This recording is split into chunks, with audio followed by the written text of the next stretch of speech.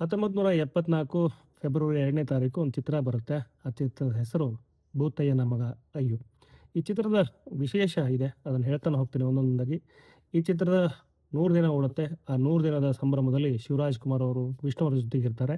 ಅದನ್ನ ಒಂದು ಸಂದರ್ಶನದಲ್ಲಿ ಸ್ವತಃ ಶಿವರಾಜ್ ಕುಮಾರ್ ಅವರು ಹೇಳ್ಕೊಂಡಿರುವಂಥದ್ದು. ಈ ಚಿತ್ರದ ಕ್ಲೈಮ್ಯಾಕ್ಸ್ ಏನಿದೆ ಇದು ಕೇವಲ ಒಂದು ಪ್ಯಾರಾದಲ್ಲಿತ್ತು, ಒಂದು ಮೂಲ ಕಥೆಯಲ್ಲಿ.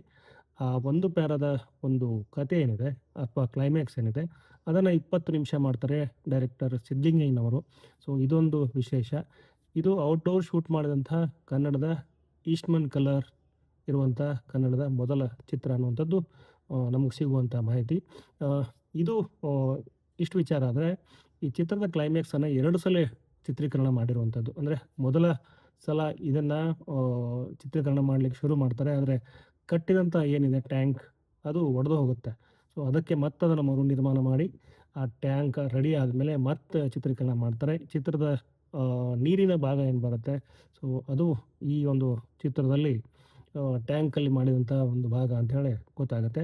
ಈ ಚಿತ್ರವನ್ನು ಧರ್ಮಸ್ಥಳ ಮತ್ತು ತಲಕಾಡು ಮತ್ತೊಂದು ಊರಿದೆ. ಸೊ ಒಟ್ಟು 3 ಊರುಗಳಲ್ಲಿ ಈ ಒಂದು ಚಿತ್ರವನ್ನು ಚಿತ್ರೀಕರಣ ಮಾಡಿರುವಂಥದ್ದು. ಈ ಚಿತ್ರ 1974 ಫೆಬ್ರವರಿ 2ನೇ ತಾರೀಕು ರಿಲೀಸ್ ಆಗಿರುವಂಥದ್ದು. ಈಗಾಗಲೇ ಹೇಳಿದಂತೆ ಸಿದ್ಲಿಂಗಯ್ಯನವರ ಚಿತ್ರ. ಗೋರೂರು ರಾಮಸ್ವಾಮಿಯವರ ಕಥೆಯನ್ನು ಆಧರಿಸಿದಂಥ ಈ ಚಿತ್ರ ಈಗ ಬಂದು 52 ವರ್ಷ ಆಯಿತು. ಸೊ 52 ವರ್ಷ ಆದರೂ ಕೂಡ ನಾವು ಈಗಲೂ ಈ ಚಿತ್ರದ ಬಗ್ಗೆ ಮಾತಾಡ್ತೀವಿ ಅಂದರೆ ಅದರ ಒಂದು ಆಳ, ಎತ್ತರ ಹಾಗೆ ಅದರ ಕ್ಲಾಸಿಕ್ ಟಚ್ಚು ಹೇಗಿದೆ ಅನ್ನುವಂಥದ್ದು ಗೊತ್ತಾಗುತ್ತೆ ನಮಗೆ. ಈ ಚಿತ್ರದಲ್ಲಿ ಅಯ್ಯು ಪಾತ್ರವನ್ನು ಮಾಡಿದ್ದಂಥ ಲೋಕೇಶ್ ಅವರು 3 ಭಾಷೆಯಲ್ಲೂ ಕೂಡ ಅದೇ ಪಾತ್ರವನ್ನು ಮಾಡಿದರು. ಈ ಚಿತ್ರ ತಮಿಳ್, ತೆಲುಗು ಹಾಗೂ ಹಿಂದಿ ಈ ಭಾಷೆಯಲ್ಲೂ ಕೂಡ ರೀಮೇಕ್ ಆಗಿತ್ತು. ಆ ಭಾಷೆಯಲ್ಲೂ ಕೂಡ ಲೋಕೇಶ್ ಅವರು ಅಯ್ಯು ಪಾತ್ರ ಮಾಡಿದರು. ವಿಷ್ಣುವರ್ಧನ್ ಅವರು ಇಲ್ಲಿ ಗುಳ್ಳ ಅನ್ನುವಂಥ ಪಾತ್ರ ಮಾಡಿದರು. ಸೊ ಇವರ ಒಂದು ಕಾನ್ಫ್ಲಿಕ್ಟ್ ಏನಿದೆ ಅದು ಇಡೀ ಚಿತ್ರದ ಕತೆ ಅಂತ ಹೇಳ್ಬೋದು.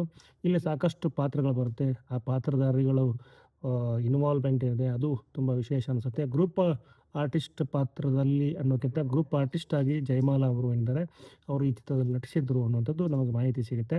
ಸೊ ಇದು ಕನ್ನಡದ ಮೊಟ್ಟ ಮೊದಲ ಔಟ್‌ಡೋರ್ ಶೂಟ್ ಮಾಡಿದಂಥ ಈಸ್ಟ್‌ಮನ್ ಕಲರ್ ಇರುವಂಥ ಚಿತ್ರ ಅನ್ನುವಂಥದ್ದು ನಮಗೆ ಸಿಗುವಂಥ ಮಾಹಿತಿ. ಈ ಚಿತ್ರಕ್ಕೆ ಸಂಬಂಧಪಟ್ಟಂಗೆ ಸದ್ಯಕ್ಕಿಷ್ಟು ವಿಶೇಷವಾಗಿ ಹೇಳಬೇಕು ಅನ್ನಿಸ್ತು ಈ ಚಿತ್ರದ ಬಗ್ಗೆ. ಸೊ ಹಾಗಾಗಿ ಈ ಒಂದು ಚಿತ್ರ ಬಂದು ಈಗ 52 ವರ್ಷ ಆಗಿದೆ ಅಂತ ಹೇಳ್ತಾ ನಾನು ಈ ಒಂದು ವಿಡಿಯೋನ ಇಲ್ಲಿಗೆ ಎಂಡ್ ಮಾಡ್ತಿದ್ದೀನಿ. ವಿಡಿಯೋ ನೋಡೋದು ಪ್ರತಿಯೊಬ್ಬರಿಗೂ ಧನ್ಯವಾದಗಳು.